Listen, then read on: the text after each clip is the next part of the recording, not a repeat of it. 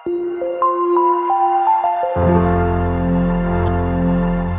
how are you, dear? Hope so that you all are doing well at your home. And once again, we welcome you all at Target IAS online classes. और we just say that so Target IAS के YouTube channel में आप सभी का स्वागत है। और in the sequence of English class, जैसा कि हम लोग इंग्लिश में पढ़ रहे हैं नरेशन, तो नरेशन का ये पार्ट 7 है और इम्पेरेटिव सेंटेंसेस जो हैं उसका ये पार्ट 2 वीडियो बनेगा। कौन सा बनेगा? ये पार्ट 2 है ये। तो चलिए बिना टाइम को वेस्ट करते हुए हम लोग स्टार्ट करते हैं टॉपिक आज का, ठीक है? जो कि टॉपिक है तो उसमें हम लोग आज क्या करेंगे, a few questions we discuss of imperative, ठीक है? क्वेश्चंस डिस्कस होंगे इम्पेरेटिव के, ठीक है? अब देखिए कि हम लोगों ने किया क्या है और कर क्या रखा है कि अपन ने पढ़ लिया है क्या कि सर अपन कंजंक्शन किसका यूज करेंगे। ये तो आप सभी को पता होगा कि सर कंजंक्शन 2 यूज होंगे, अफर्मेटिव के लिए और नेगेटिव के लिए। यानी यदि इंपेरेटिव सेंटेंस अफर्मेटिव या तो नेगेटिव होता है तो उसके लिए क्या करोगे, यदि अफर्मेटिव होता है तो कंजंक्शन 2 का यूज होगा, और सर यदि नेगेटिव होता है तो कंजंक्शन नॉट टू का यूज होगा। किसका यूज होगा? नॉट टू का यूज होगा। बहुत सारी किताबों में इसमें दिया होता है, फॉरवर्ड भी लिखा होता है, और ये फॉरवर्ड जो कि क्या होता है sir, it is a past form of forward. किसका होता है? फॉरवर्ड का फास्ट फॉर्म होता है। यदि इसका मीनिंग आपको मैं बताना चाहूं तो इसका मीनिंग होता है रिफ्यूज टू अलाउ। क्या होता है? रिफ्यूज टू अलाउ, मतलब किसी चीज से को करने से मना कर देना, ठीक है? मतलब मना करने को हम लोग क्या बोलते हैं? फॉरवर्ड कहते हैं। तो बुक में दिया होता है कहीं ना कहीं पे आपका, उसमें आपको बहुत ज्यादा इशू नहीं करना है। या तो आप नॉट टू का यूज कर लो या फॉरवर्ड का यूज कर लो या स्टॉप्ड का यूज कर सकते हो आप, वहां पर कोई बहुत बड़ी बात नहीं, क्योंकि ये और आपका ये फॉरवर्ड हो गया और नॉट टू हो गया। अब देखो जो मैंने स्टॉप लिखा है तो अब आपका बुक में स्टॉप का नहीं मिलेगा। जैसे कि मैं आपको एक सेंटेंस के थ्रू बताना चाहूंगा। सपोज दैट कि यदि मैं यहाँ पे लिखता हूं, एक सेंटेंस लिखता हूं, हरी सेड टू मी, मैंने बोला हरी सेड टू मी, ये लिख दिया मैंने, Harry said to me don't write on paper, ठीक है? Don't write on paper.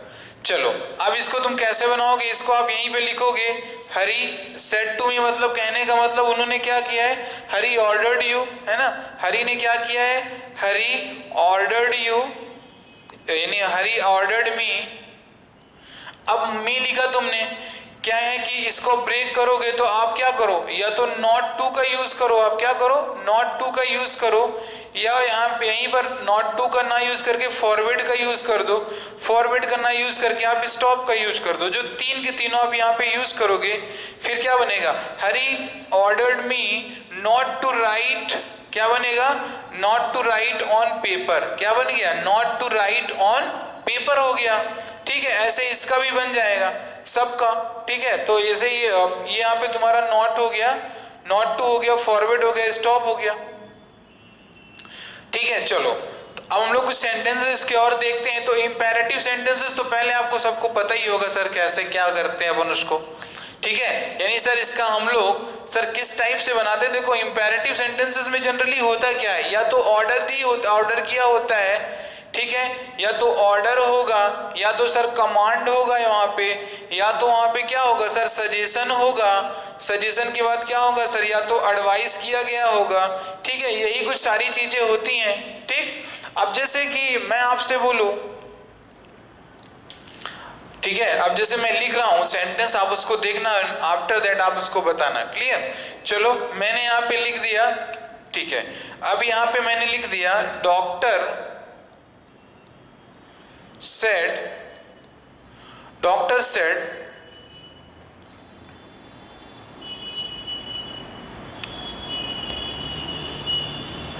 wake up early in the morning, ठीक है? चलो wake up early in the morning। चलो अब देखो डॉक्टर ने क्या कहा, डॉक्टर सेड। तो देखो डॉक्टर कभी कहता नहीं है, वो क्या करेगा? डॉक्टर आपको एडवाइस ही करेंगे। तो ये क्या बन जाएगा? This become doctor advised to wake up early in the morning। ठीक है, क्या बनेगा, ये बनेगा आपका। ठीक है, तो क्या बनेगा, doctor advise to wake up early in the morning. Clear. दूसरा लिख देता हूं मैं, और फिर सेकेंड सेंटेंस लिखता हूं, फादर सेड टू मी। लिखना, फादर सेड टू मी। मैं लिखता हूं फिर से, एक सेकेंड सेंटेंस लिखता हूं, फादर सेड टू मी। ये लिख दिया मैंने यहां पे, father said to me go to the school. क्या बोल दिया फादर ने, गो टू द स्कूल। अब देखो ये भी इंपेरेटिव है, कैसा है सर, ऑर्डर्ड किया गया, फादर ने मुझसे कहा, तो अब क्या बनाओगे, फादर ऑर्डर्ड मी। क्या बनाओगे, इसमें लिखोगे father ordered me to go to the school, या गो टू स्कूल होगा, गो टू स्कूल हो जाएगा। ठीक है, ये गो टू स्कूल हो गया। तो अब ये देखो, ये तुम्हारे इस टाइप से कुछ इंपेरेटिव ये चेंज होंगे, यानी कहने का मतलब कि यही जो मेन वर्ब है तुम्हारा, ये सेड टू में तुम्हारा किस में चेंज हो रहा है, सेड टू आस्क में होगा, ऑर्डर्ड में होगा, कमांड में होगा, रिक्वेस्टेड में होगा। अब जैसे रिक्वेस्टेड का भी एक बना के मैं बता देता हूं आपको, रिक्वेस्टेड के थ्रू वाले को आप कैसे उसको समझोगे। अब जैसे देखो कि किसी सेंटेंस में यदि प्लीज लग गया हुआ है, क्या लग गया है, प्लीज या तो काइंडली, क्या लिखा हुआ है, प्लीज या काइंडली, तो सबसे पहले ध्यान देना कि सर आइदर प्लीज और काइंडली और सर वेल, यदि ये कुछ आपको दिखते हैं, सेंटेंस में दिखते हैं डायरेक्ट स्पीच में, प्लीज, काइंडली और वेल, तो आप ध्यान देना कि इनको इनडायरेक्ट में कभी इन शब्दों को रिपीट नहीं करना अपने को। ठीक है, इन शब्दों को अपने को रिपीट नहीं करना है। ठीक, चलो अब अपने को करना क्या है कि जो ये वाले दो वर्ड हैं, यदि प्लीज और काइंडली कहीं पे लिखा हुआ है, तो उनका मतलब क्या है कि सर जब ये रहेंगे तो जो सर सेड टू होगा ना, जो सेड टू होगा that will be transform into requested. किसमें चेंज होगा आपका, वो रिक्वेस्टेड में। मतलब यदि मैं बताऊं, आपसे कहूं, यदि प्लीज और काइंडली जिस भी डायरेक्ट स्पीच में दिया होगा और आप उसका ट्रांसफॉर्म कर रहे हो इन डायरेक्ट स्पीच में, तो ध्यान देना सेड टू दिया होगा तो रिक्वेस्टेड हो जाएगा, यदि से दिया हो या से टू दिया हो तो क्या हो जाएगा, रिक्वेस्ट हो जाएगा। सेज टू दिया होगा तो रिक्वेस्ट के साथ एस लगा देना, लाइक दिस विल दिया हो तो विल रिक्वेस्ट कर देना। मतलब समझना इस चीज को, as in the form of reporting verb, जिस भी फॉर्म में रिपोर्टिंग वर्ब दिया होगा सेम उसी फॉर्म में रिक्वेस्ट के सेंस में आपको इसको चेंज करना पड़ेगा। और कब करोगे, जबकि डायरेक्ट स्पीच में प्लीज या तो काइंडली दिया होगा। ठीक है, wait,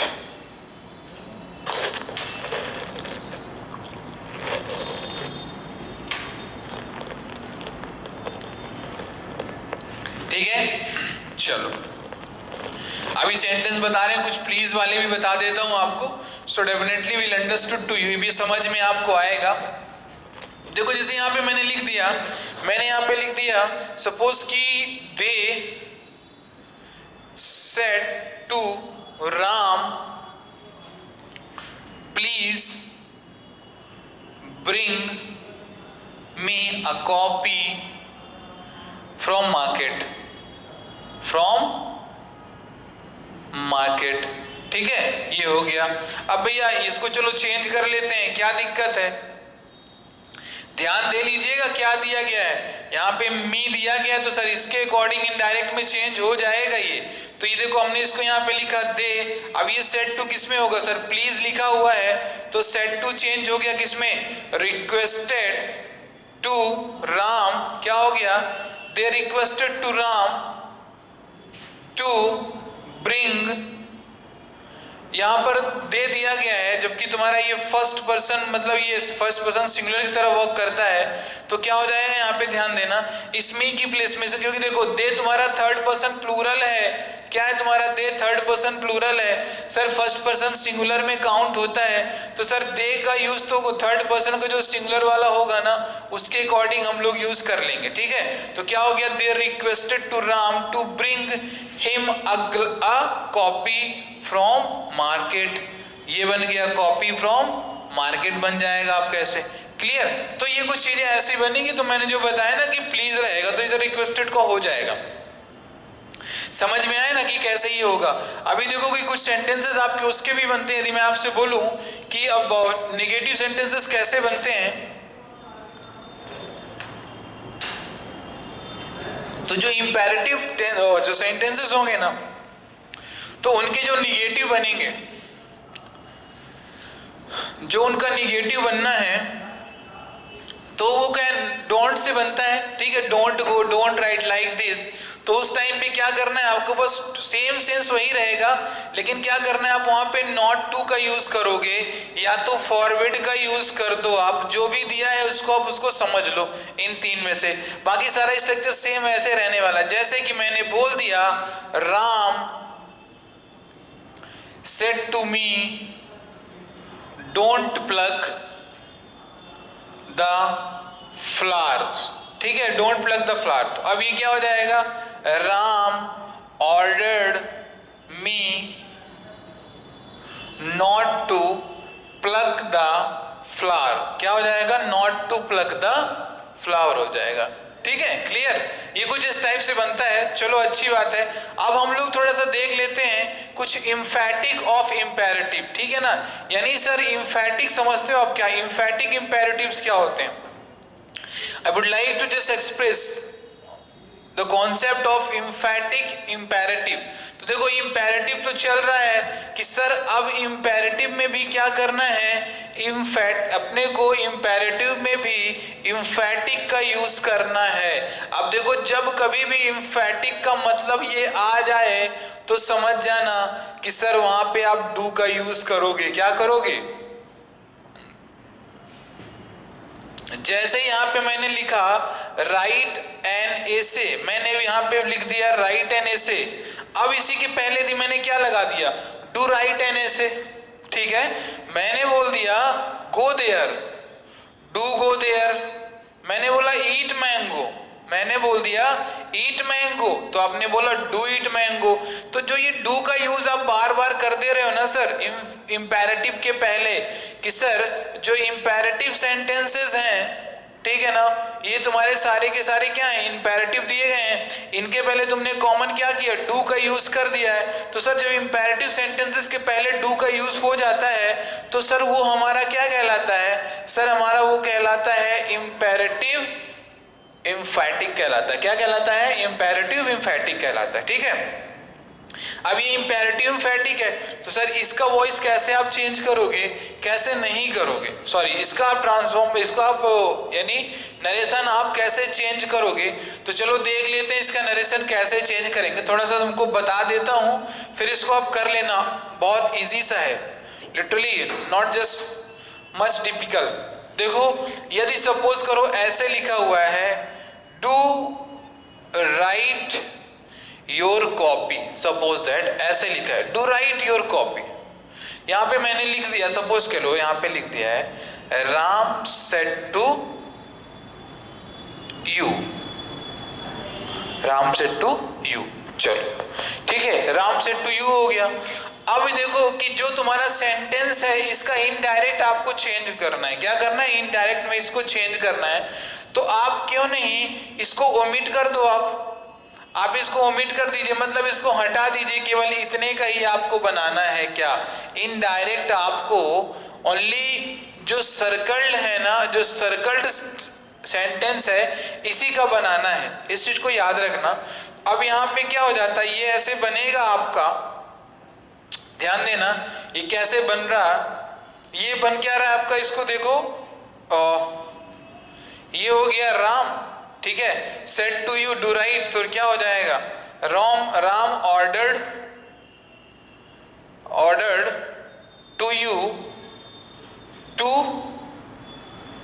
right your copy, that's fine, ये बन गया आपका, ठीक है, कुछ इस प्रकार से ये बनेगा, इसमें कोई इशू नहीं है। वहां पर डू लगा हो सर तो क्या करना है, जब उसको इनडायरेक्ट में आप उसको ट्रांसफॉर्म कर रहे हो सो दैट टाइम आपको उसको क्या करना पड़ेगा सर, आपको उस एक्सक्लूड करना पड़ेगा। एक्सक्लूड कर दो, आप किसे, डू को एक्सक्लूड कर दो, बाकी पूरे सेंटेंस का बना दीजिए आप वहां पर, मतलब डू को हटा के बाकी जो भी रिमेनिंग पार्ट है उसका आप क्या करें, आप उसका इनडायरेक्ट उसको चेंज कर सकते हो। ठीक है, चलो ये तो तुमको समझ में आ ही गया होगा कि नहीं आया, समझ में नहीं आया?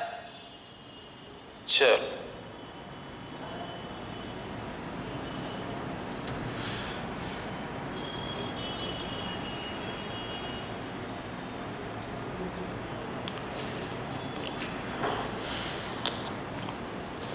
फाइन।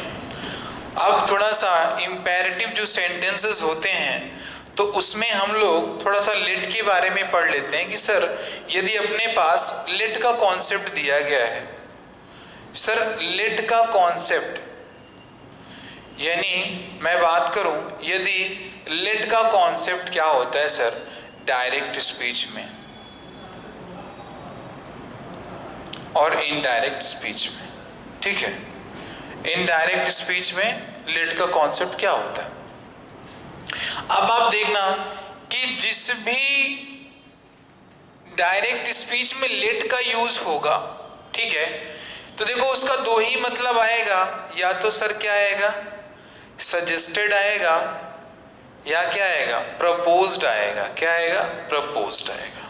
ठीक, मतलब क्लियर कर लेना, यानी सर यदि सेड लिखा हुआ है तो this is going to be change like this, suggested या प्रपोज्ड।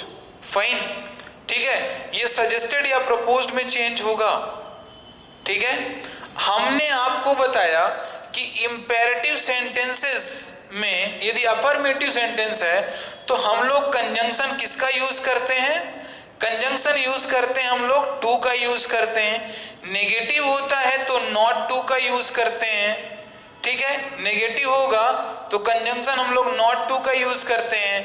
तो सर हम लोग इंपेरेटिव सेंटेंस में सर दैट का भी यूज करते हैं, तो सर वो कब करते हैं हम लोग, क्वेश्चन इज दिस, क्वेश्चन ये है कि सर जब दैट का यूज आप करते हो तो दैट का यूज आप इंपेरेटिव सेंटेंस में कब करते हो। तो मैं आपको बताना चाहूंगा, यदि ध्यान देना कि इनडायरेक्ट स्पीच में जब आपने लेट को चेंज किया सजेस्टेड या प्रपोज्ड में, तो वहां पे सेंटेंस में यानी इनडायरेक्ट स्पीच के सेंटेंस में यदि शुड का यूज हो रहा है, किसका, यदि शुड का यूज हो रहा है तो आपको एज अ कंजंक्शन दैट का यूज करना पड़ेगा, ना कि टू ना ही नॉट टू का। यानी इस दैट का यूज आपको करना पड़ेगा इंपेरेटिव सेंटेंस में, और कब करोगे, जब डायरेक्ट स्पीच में लेट दिया हो और लेट वाले सेंटेंस को चेंज करना है इनडायरेक्ट स्पीच में। ठीक है, और इनडायरेक्ट स्पीच को जब हम लोग राइट करते हैं तो सर यदि सेंटेंस में शुड का यूज हुआ है तो आप इसको क्लियर करें कि सर टू का यूज यदि हम लोग एज अ कंजंक्शन शुड के साथ करेंगे so that will be consider wrong, so it will be better, sir ये बहुत अच्छा होगा, काफी अच्छा होगा कि हम लोग शुड के साथ केवल कंजंक्शन दैट का प्रयोग करें। ठीक है, चलो समझ में आया कि नहीं आया, समझ में, वेरी गुड। ठीक है, अब आपको मैं बताना चाहूंगा इसमें एक चीज और, देखो अभी तक क्या आप कर रहे थे क्या नहीं कर रहे थे that I don't know, but the very common and the important thing which I just want to tell you, क्योंकि देखो किताबों में बहुत ज्यादा मिसलेनियस भी दे दिया है, मिक्स दे दिया गया है, और दे दिया है तो सर कॉन्सेप्ट समझ में नहीं आया है। ठीक है, जैसे कि यदि हम लोग आते हैं असर्टिव सेंटेंसेस में, ठीक है ध्यान देना सर, या तो हम लोग असर्टिव में आ जाते हैं या सर अपन इंट्रोगेटिव में चले जाते हैं। क्लियर, तो आपने वहां पे देखा होगा कि सर यदि सेड दिया गया है या से दिया गया है या सर सेज दिया गया है, ठीक है, स्पेशली आप असर्टिव की ही बात करो, इंट्रोगेटिव की बात भी नहीं करो आप। ठीक है। तो देखो अब ये बुक में तुम्हारा एक्चुअली नहीं दिया है ये सर, सेड हो गया, से हो गया, सेज हो गया, तो इसको हम लोग इनडायरेक्ट में भी सर सेड लिख देते थे, से लिख देते थे और सेज लिख देते थे। ठीक है, किसके लिए होता था सर? असर्टिव के लिए होता था।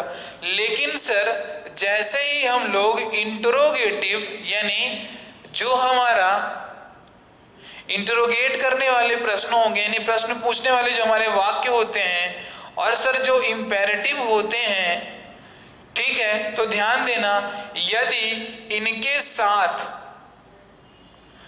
सेड लिखा हुआ है, से लिखा हुआ है, सेज लिखा हुआ है, तो रिपोर्टेड स्पीच का जो सेंटेंस है सर वो किस टाइप का है? सर ऑर्डर का है सर, या कमांड का है, एडवाइस का है, रिक्वेस्ट का है सर, सजेशन का है या प्रपोज्ड का है, उसके अकॉर्डिंग ये चेंज हो जाएंगे। ठीक है ना, ये चेंज तुम्हारा उसके अकॉर्डिंग हो गया। लेकिन यदि इनके साथ टू दिया गया है, क्या दिया गया है? टू दिया गया है, तो फिर अब क्या करोगे? आपको लिखना पड़ेगा ऑर्डर्ड टू। क्या लिखोगे आप? ऑर्डर्ड टू का यूज आपको करना पड़ता है। समझ में आया क्या? ऑर्डर्ड टू का यूज करना पड़ता है। इंपेरेटिव और नेगेटिव में इस चीज को बहुत क्लियर रखना, बहुत माइनॉरिटीज बता रहा हूं, ज्यादा बच्चे आप यहां पर इसको फोकस नहीं करते हो, ठीक है ना। लेकिन इस चीज को याद रखना कि सर यदि से दिया गया है तो ऑब्वियस सर आप इसे चेंज कर लो, या आस्क में चेंज करना है कर लो सर, इसको आप रिक्वेस्ट में करना चाहते हो तो कर लो। लेकिन सर यदि से टू दिया गया है then you are suppose to write actually this too. इसको कंफर्म रखें आप सभी। फाइन, चलो अभी जो लेट वाले हैं, तो लेट का यदि आप सेंटेंस पढ़ रहे हो तो उसमें तुम्हारा कुछ दो ही टाइप से आता है सर, या तो प्रपोज्ड आता है या सजेस्टेड आता है। यदि और भी कुछ आता होगा so let will see in the next class कि सर इसमें क्या है। अपना एक ही क्लास नरेशन पे बसता है, that is completely based on let types of sentences. जो लेट वाले अपने सेंटेंस हैं ये उन्हीं में बेस्ड करता है। ठीक है, तो चलो क्लास ठीक है, इसको सही ढंग से करना। और due to some technical issues, आज कुछ टेक्निकल इश्यूज हो जाने के कारण मॉर्निंग की क्लास नहीं आ पाई थी आप तक। कल से क्लासेस आपको रेगुलरली मिलेंगी, प्रैक्टिस क्लासेस ऑफ नरेशन, ठीक है ना। देयर यू विल नॉट, मतलब आप उस क्लास में केवल आप सेंटेंस को देखोगे कि सर आप सेंटेंस को सर कैसे ट्रांसफॉर्म कर रहे हो। कॉन्सेप्ट तो आप इस क्लास में ले ही ले रहे हो, उस क्लास में क्या करोगे आप? सेंटेंस का ट्रांसफॉर्मेशन कैसे किया जा रहा है उसको आप देखोगे। ठीक है, चलो तो ठीक है क्लास, आज के लिए कुछ इतना ही रखते हैं, मिलते हैं फिर नेक्स्ट क्लास में। तब तक के लिए आप सभी अपना ख्याल रखें। Have a nice day and cheerful day.